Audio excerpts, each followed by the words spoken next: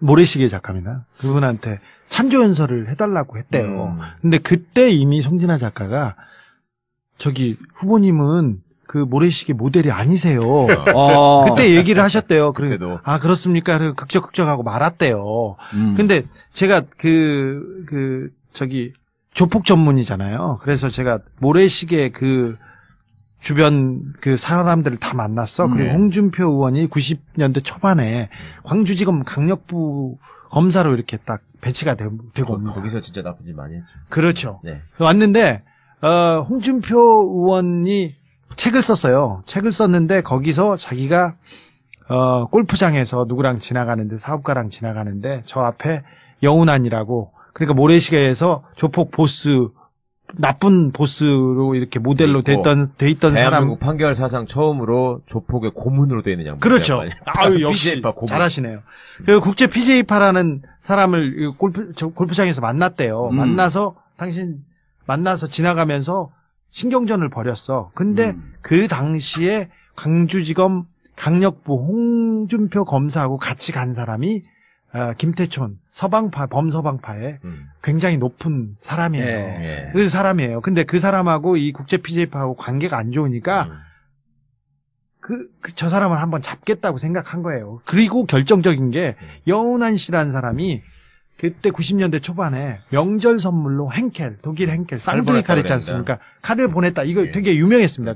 조폭이 저기 검사한테 칼을 보냈다고 해가지고 큰 위협한 사건으로 굉장히 뉴스가 됐는데 그 사건에 잘못 배달된 거였죠. 네, 전모가 뭐였냐면은 그 여운한 씨라는 사람은 그때 henkel 가이가 굉장히 수입도 안 되고 비싼 칼이에요. 그래서 쌍둥이 칼이라고 하잖아요. 네, 부잣집들한테 굉장히 고가의 선물로 각광을 받을 때였는데 이 여운한 씨가 쭉 이렇게 돌렸는데 자기 같은 그 아파트에 홍순표라는 의사 선생님이 있어요. 그 사람한테 주라고 경비 아저씨한테 줬는데 홍준표 검사한테 줘버린 거예요.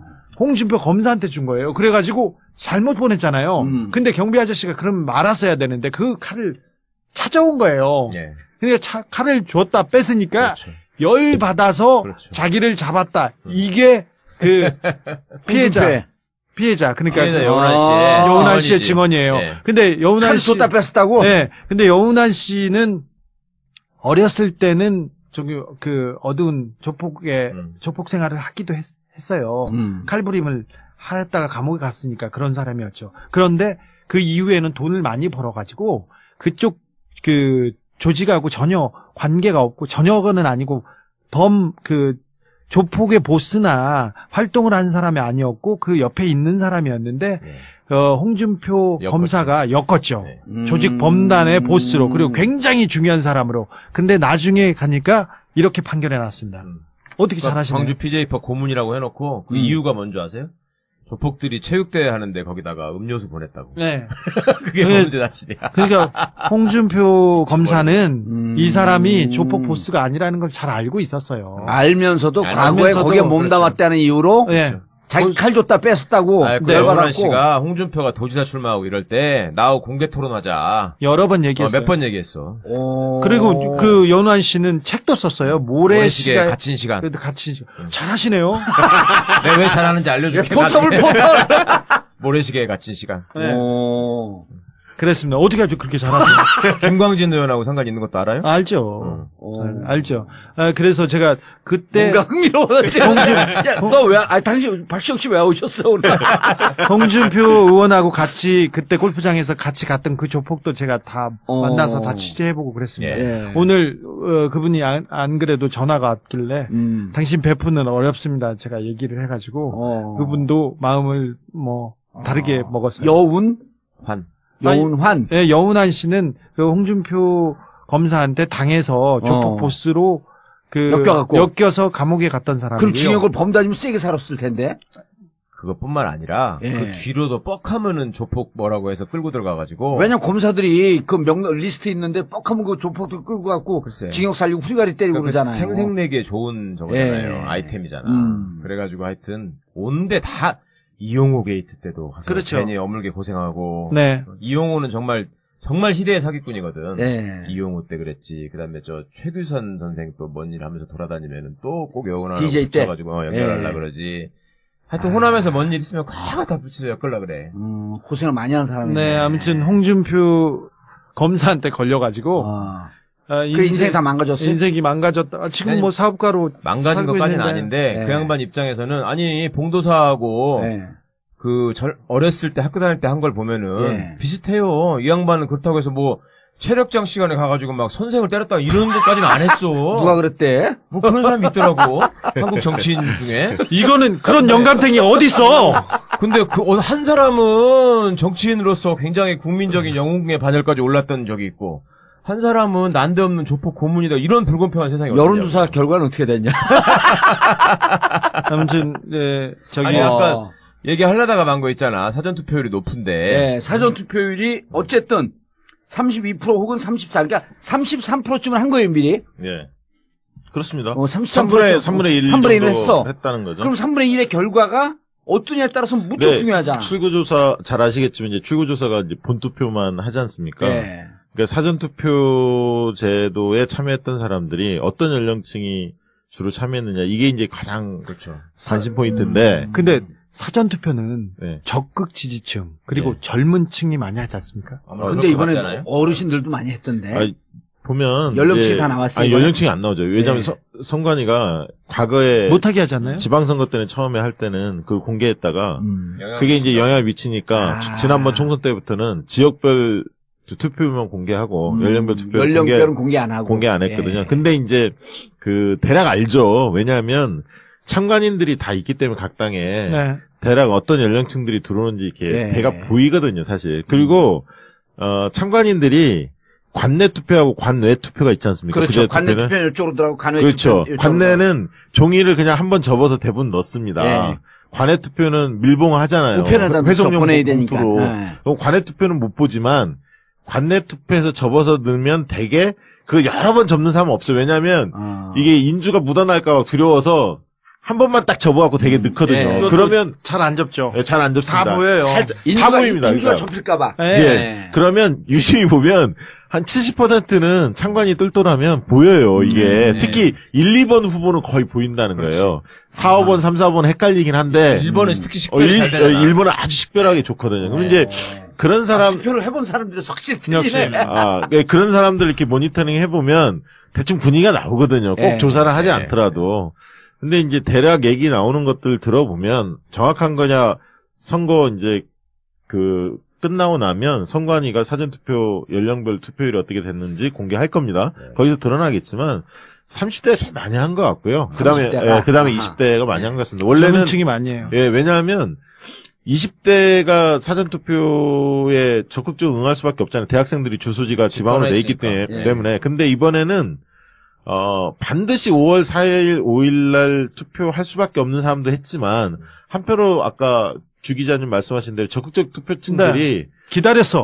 어떤 사람 저한테 그렇게까지 오더라고요. 뭐냐면 자기가 이후에 무슨 사고 당할지도 모른다, 내가 그 사이에. 지금 찍어놔야 한다. 그런 분들도 계시더라고요. 2, 3일 동안 변호사고 날 수도 있고. 그럴 수도 있고, 우리나라 정치사에서는 2002년 때 선거 전날 몇 시간 남겨놓고 정몽준의 지지철에 이런 것처럼 큰 변수가 생길 수도 있으니 네. 그래서 60대 이상이 상대적으로 좀 적게 투표한 것 같다 그런 느낌을 좀 가진 것 같아요. 사전투표 참관인들이 이렇게 모니터링을 해보면 대략 그렇게 잡히는 것 같고요. 그리고 이제 지역별로도 호남에 비해서 대구 경북이 좀 적었지 않습니까? 이제 그런 것들로 본다면 사전투표에서 문 후보가 상당히 높은 득표를 거두지 않았을까? 그렇게 좀 추정할 수는 있겠죠. 예. 일정하게 비공개로 조사한 데들도 있잖아요. 그게 있는데 이제 그건 비공개니까. 아니, 비공개로도 추세는 알 거 아니야, 추세. 뭐 그건 잘 모르겠고요. 근데 이제 개표 참관인들의 전원에 의하면 1번은 눈에 딱딱 보인다는 거예요. 이게 늘 때 1, 2번은. 그렇죠. 이제 그런 측면들을 볼 때 양심 고백. 조사했어요, 안 했어요? 그것만 얘기해. 했어요, 안 했어요? 노코멘트, NCND. 그럼 했다는 거네. 그렇죠. 바로 말려버리는 거야. 아니, 안 했으면 안 했다 그러지. 뭐, LCND가 뭐야, 벼락안에. 했네. 봐봐. 투표권 있냐, 없냐, 그럼 바로 없다고 그러잖아. 그걸 LCND라고 안 하잖아. 아니, 저는 미국 좋아해요. 투표 조사했는데, 그러니까 지금 오늘 한 얘기는 투표 참가인들의 전원인 척 하면서 그 조사한 결과를 사전에 노출시켰을 가능성을 전혀 배제할 수 없다고 얘기하면 선거법에 걸릴까봐. 맞네, 맞아. 맞네, 맞아. 예. 결과 나온 거예요. 몇 명 조사했어요? 1000명, 1500명. 전 몰라요. 했네요, 했기는. 모른다니까요. 그러니까, 이런 거죠. 지금, 만약에 조사한 데가 있다고 한다면? 아니, 그, 출구조사, 이번에 출구조사 안 담당하는 했잖아요. 업체들은, 예. 그, 출구조사에서 연령별 투표 성향이 나오잖아요. 예, 그거하고, 사전투표율이 워낙 많이 참여했는데, 그 연령층 투표 성향이 다를 수가 있거든요. 아하. 왜냐하면, 특정 후보 지지층이 만약에 많이 했다. 예. 가정을 한다면, 동일하게 20대, 30대의 그 같은 연령층이라 하더라도, 본투표 때 성향이 꼭 같으리라고 장담할 수가 없거든요. 그렇지. 많이 다를 수가 있습니다. 예. 그러면 어떻게 할 수 있냐? 그러면 이렇게 할 수밖에 없는 거예요. 출구조사 담당하는 업체들이 세 군데인데 방송사. 예. 그 업체들이 지금 국민을 대상으로 조사할 수밖에 없는 거예요. 여론조사를 빙자해서. 여론조사에서 지지도 묻고 사전투표 참여 여부라든가 묻고. 본투표 할 건지 뭐 이런 것들을 물어서 교차 분석을 해서 사전투표에서는 연령별로 어떤 투표 성향을 보였구나라는 거를 하나를 갖고 있어야만이 본투표 때 연령별 투표 성향을 파악해서 이게 다르면 그렇죠. 보정을 해줘야 할 거 아니에요. 예. 똑같은 무시해도 되겠지만 예. 그렇기 때문에 당연히 출구조사 담당했던 여론조사 업체들은 할 수밖에 없겠죠. 아니, 그러니까 출구조사 담당하는 여론조사 업체가 네. 예를 들어볼게요. 이렇게 질문을 해. 자, 쭉쭉쭉 이렇게 성향을 물어봐. 그럼 마지막에 사전투표를 하실 겁니까? 본투표를 본투표를 하실 겁니까? 그럼 사전투표를 할 겁니다. 그럼 사전투표를 한 거로 되는 거 아니야? 사전투표 했습니다. 그럼 사전투표에서 몇 번을 찍었습니까? 라고 물어보는 게 법적으로 하자가 있어요, 없어요? 그거는 여론조사를 그렇게 물으면 안 됩니다. 그러면 응답 거절률도 높고 문제가 될 수가 있어요. 그렇기 때문에 대개는 어떻게 물어봐? 어떤 후보를 지지하세요? 지지도를 먼저 묻고. 지지도를 먼저 묻고. 맨 나중에. 투표의향 물어보면서. 본투표 할 거냐 아니면 사전투표 했다 그러면은 위아래를 맞춰서 사전투표를 했으면 이분을 찍었겠구나. 대략 뭐 그런 방식으로 하겠죠. 한다면. 예. 그래서 나온 결과 아까 얘기했다는 거예요? 뭔 얘기야? 뭔 얘기 하시는 거예요? 그러니까 LCND. 근데 상식적으로 생각했을 때 사전투표를 하려고 막 마음이 달아가지고 뛰어가는 분들은 빨리 하여튼 내가 투표를 해서 정권을 바꾸고 싶다는 마음에 뛰어가지. 그렇지. 홍준표 찍으러 뛰어다니겠어요. 쪽팔리게. 발적자뭐 그거 물고 뛰어가진 않아. 사람들이 보고서 뭐라고 생각하겠어, 그걸. 저는 이제 집안일이 있다가 어머니 모시고 이제 집사람하고 신사동에서 했거든요. 압구정도 옆에.